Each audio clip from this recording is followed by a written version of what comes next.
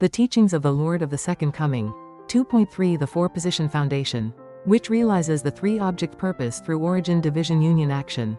2.3.1 Origin division union action.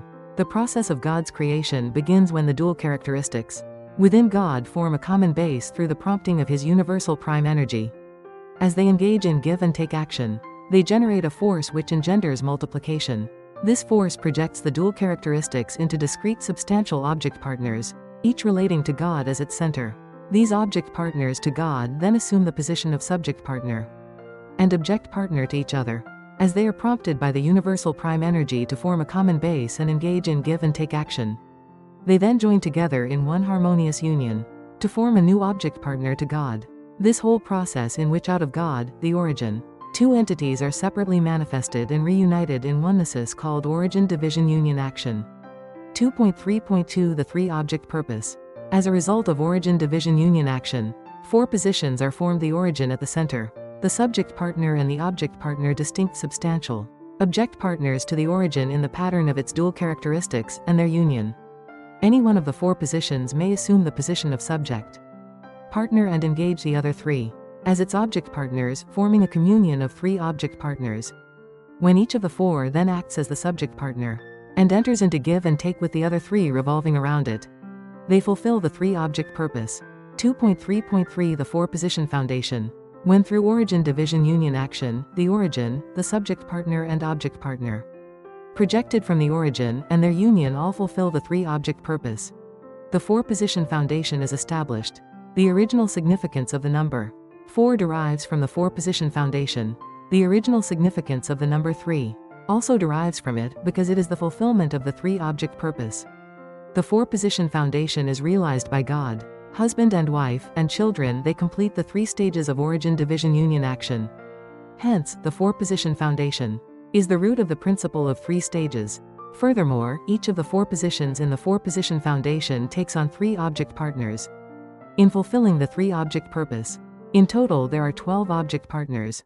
Hence, from it derives the original significance of the number 12.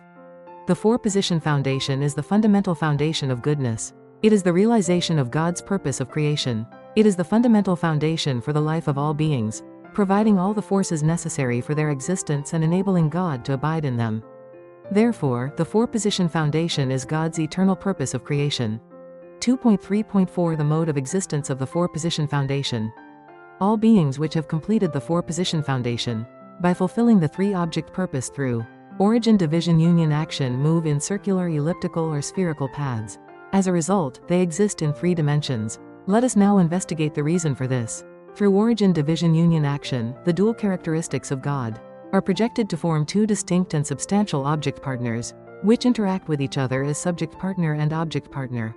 The object partner responds to the subject partner to form a common base and begins give and take action around the subject partner, as they are held in balance by the force of giving centrifugal and the force of receiving centripetal. The object partner revolves around the subject partner in a circular motion, and thus they become harmonious and unified. In the same manner, the subject partner becomes an object partner to God, revolving around God and thus attaining oneness with Him. When the object partner becomes completely one with its subject partner, their union can stand before God as a new object partner, resembling His dual characteristics. Moreover, the way for any object partner to stand as an object partner before God is by making oneness with its subject partner. In this union of subject partner and object partner, the subject partner and object partner are themselves composed of dual characteristics. These, by the same principle of give and take action, carry on their own circular motions. Thus, we see circular motions of give and take action within both the subject partner and object partner, which are simultaneously engaged in the greater circular motion within their union.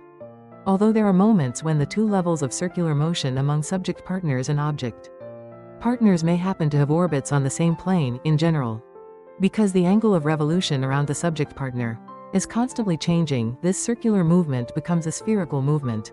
In short, all beings which have completed the four-position foundation carry on circular and spherical movement, and hence their mode of existence always becomes three-dimensional. Let us take the solar system as an example. The planets, standing as object partners to the Sun, each form a common base and engage in give and take action with the Sun through centripetal and centrifugal forces, revolving around the Sun in elliptical orbits. The planets attain harmony and oneness with the Sun to form the solar system. At the same time, the planet Earth, as a composite body of dual characteristics, rotates on its own axis. This is also true of the Sun and the rest of the planets. They are in continuous rotation on their own axes, because they too are composite bodies of dual characteristics. The orbits caused by give and take action in the solar system do not occupy exactly the same plane. Rather, due to the varied angles of their orbits and rotations, the solar system exhibits spherical motion in 3 dimensions. Likewise, all heavenly bodies exist in 3 dimensions, by virtue of their circular and spherical movements.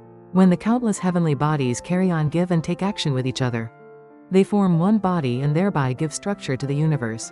The universe exists in 3 dimensions as governed by the same principle. Its elements engage in spherical movements.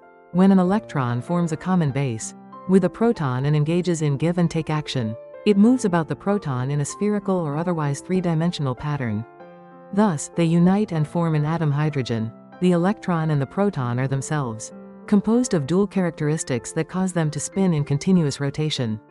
Therefore, the circular motion arising from the give and take action between the proton and electron is not limited to an orbit on one plane, but, by continuously altering its angle of revolution, creates a spherical movement. Through spherical movement, the atom thus exists in 3 dimensions. By the same token, the magnetic force between positive and negative poles causes electrically charged particles to precess in spherical movement. Let us consider the example of human beings. As the object partner to the mind, the body establishes a common base with the mind and engages in give and take action with it. Figuratively speaking, the body then revolves about the mind and attains complete oneness with it.